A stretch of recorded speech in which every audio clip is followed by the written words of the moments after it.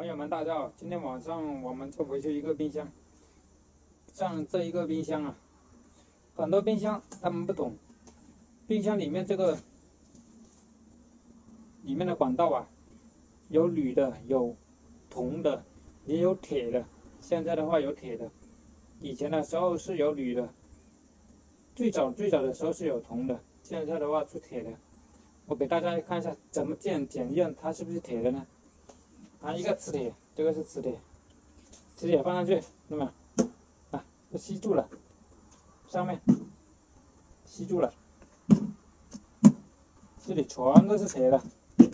像这种冰箱啊，很容易发生内漏，如果一发生内漏就没办法修了。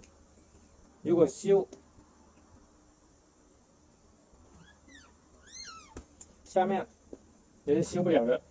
这个冷藏室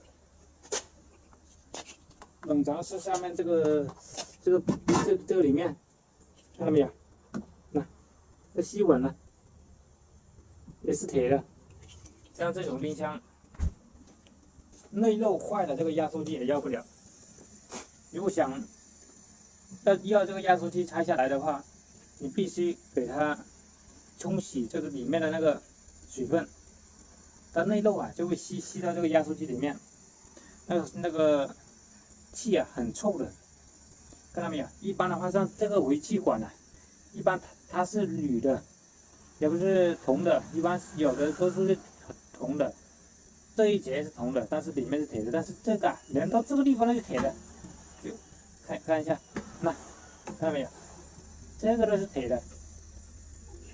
现在的1分钱1分货嘛，现在网上买冰箱都很便宜，所以说他就会出这种铁管给你，他不会跟你说是铁管的，他会说是管道，就像现在装空调一样，那3米管啊，它包是包3米，包3米，他说是包3米管，不说是包3米铜管铝管，他不说明说。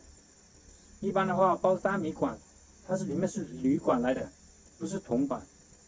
如果说你要求它是3米铜管，他就给你3米铜管。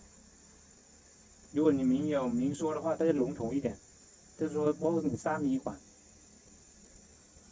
像这种呢，你看，它里面是很多水分的，用这个，它压缩机用是能用，但是你要清理这个系统，这个里面那个冷冻油啊，要全部换过。这个油里面很脏了，大家可能都没见过。今天晚上就给大家看一下，什么样是铁管的冰箱，怎么测它是铁管的。一般里面那个冷冻室的话，如果是铝管的话，用磁铁是吸不住的，铜管也吸不住。现在铜管的话很少了，一般都是铝管。铁管的话现在是越来越多了。铝管的话，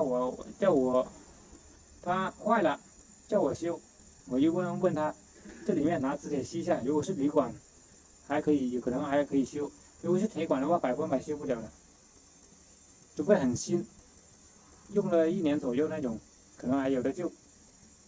如果是时间长了，用了2、3年那种，没办法修了，修了时间也用不长了。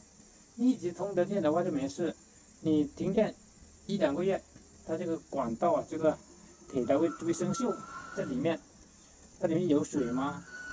生锈的话之后啊，就用不了了。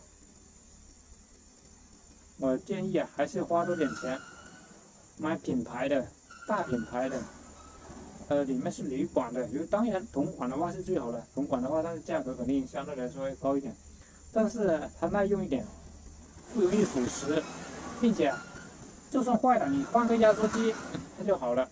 如果是铜管的话，好了，本次视频就跟大家分享到这里，感谢各位网友的观看。喜欢观看我视频的朋友，给我点关注、点赞、转发，谢谢。